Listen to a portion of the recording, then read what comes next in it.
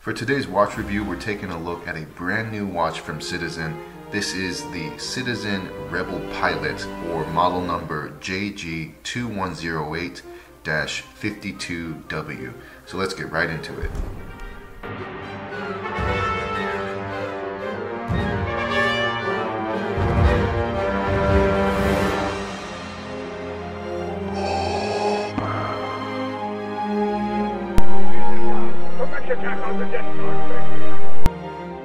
Ready to standing by.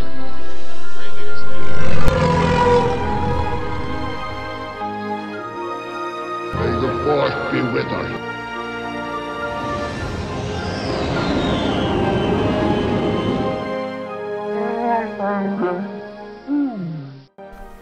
For price, MSRP is $350 off of the Citizen website. However, if you Google Citizen coupon code or discount code, you can find a 10% discount very easily. So I ended up paying just under $350 out the door.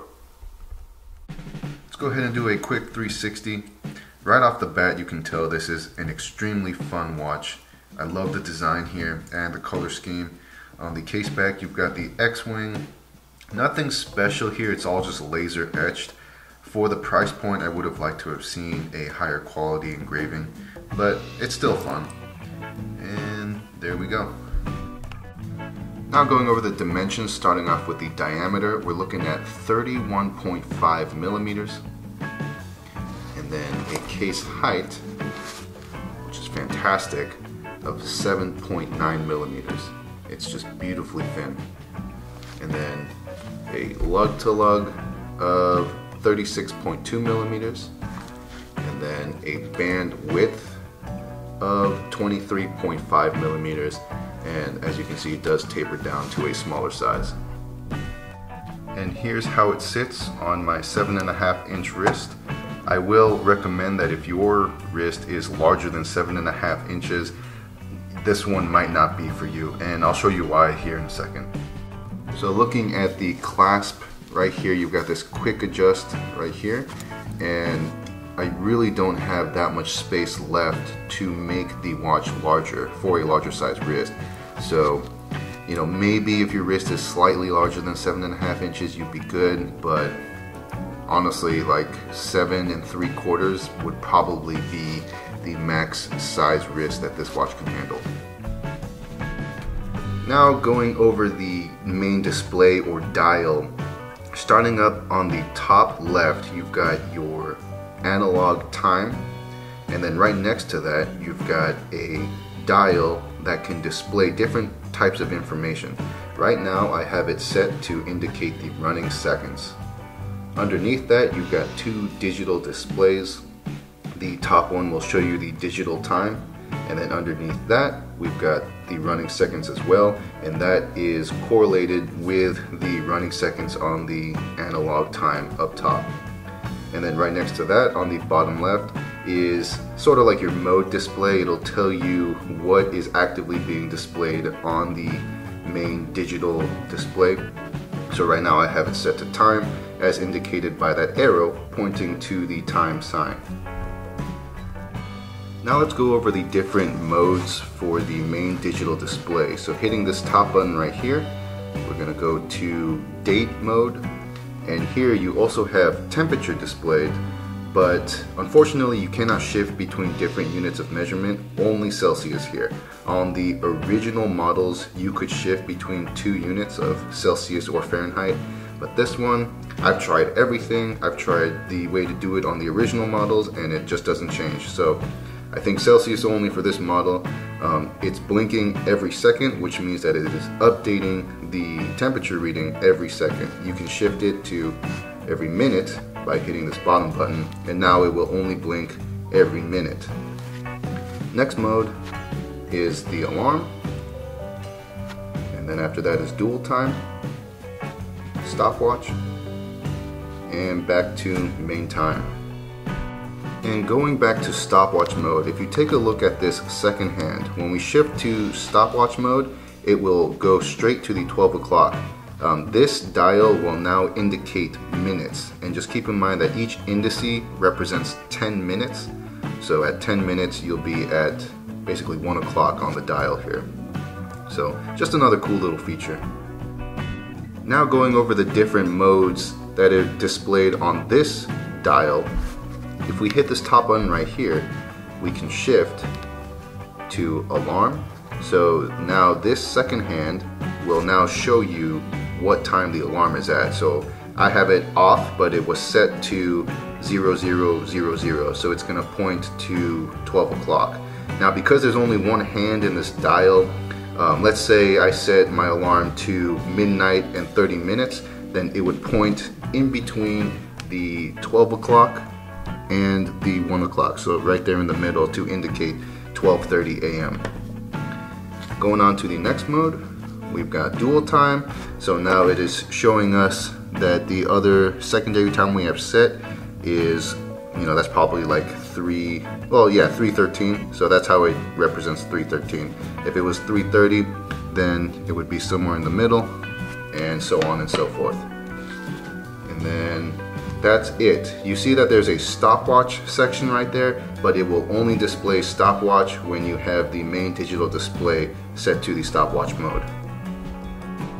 Another very nice customizable feature about this watch that I appreciate is that the main analog dial right here is not in any way tied to the digital time right here. So you can have this show whatever you want for whatever reason, and then the digital display is whatever you set it to. And I think that gives a lot of power and control to the watch wearer.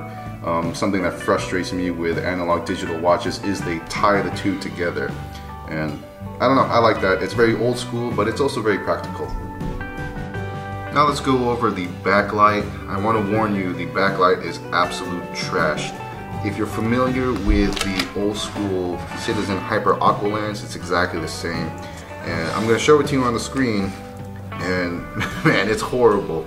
And I get that they're trying to stay true to the original retro technology, if that's what you want to call it, but I mean, in my opinion, retro and classic style is timeless, but retro and classic technology just gets old very quick, and I don't feel like they needed to do that.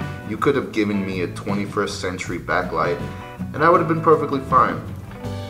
Some of you out there might just be loyalists or purists to the original design, but to me, I'm not a fan.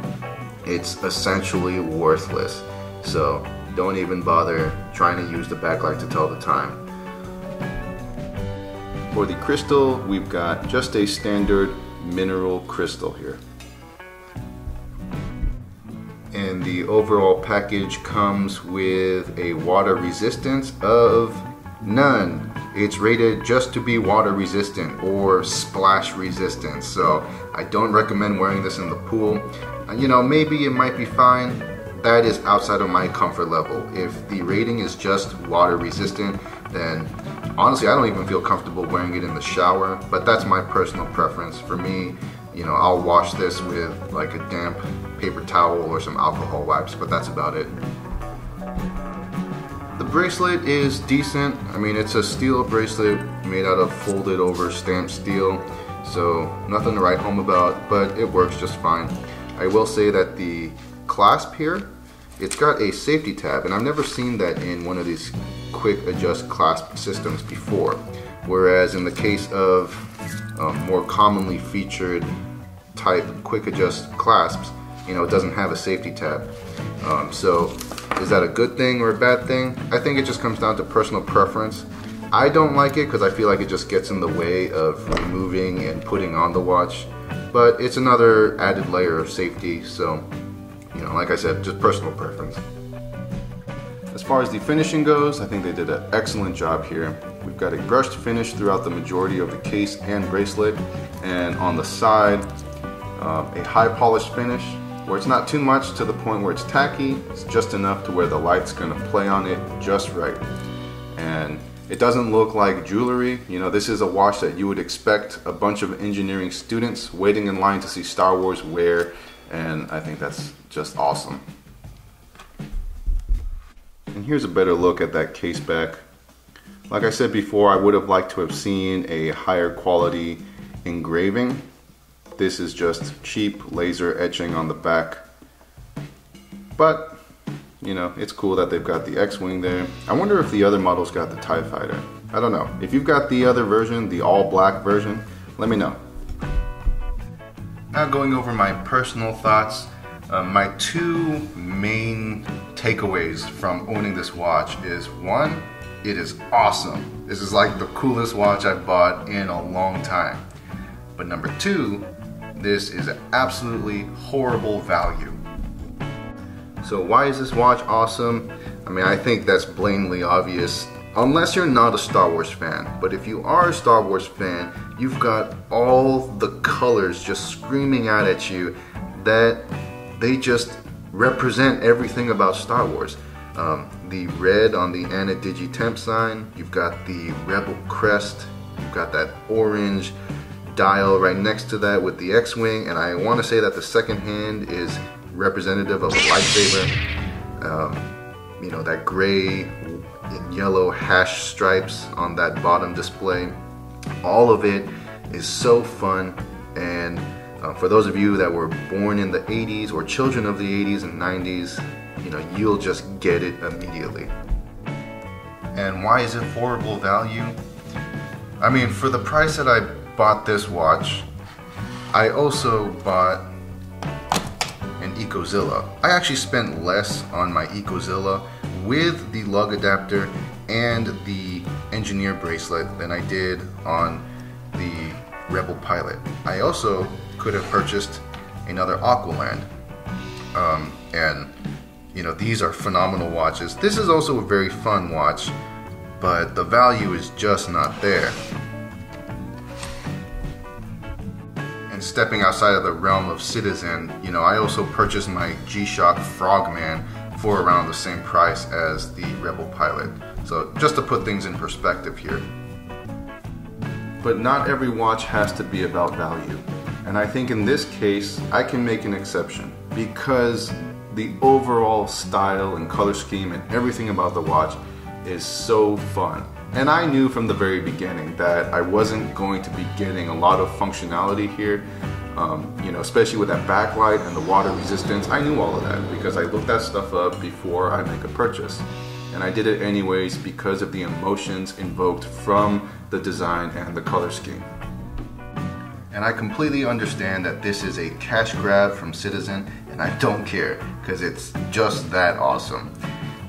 For those of you who are interested in it, you know, do your research, make sure you know what you're walking into, make sure you understand the shortcomings, and after all that is said and done, if this watch is still calling for you, then get it, because it is really fun. I mean, it is an absolute great conversation starter, and I mean, it is guaranteed to become a collectible. So if you want it, buy it, take care of it, have fun with it. It will bring you nothing but joy.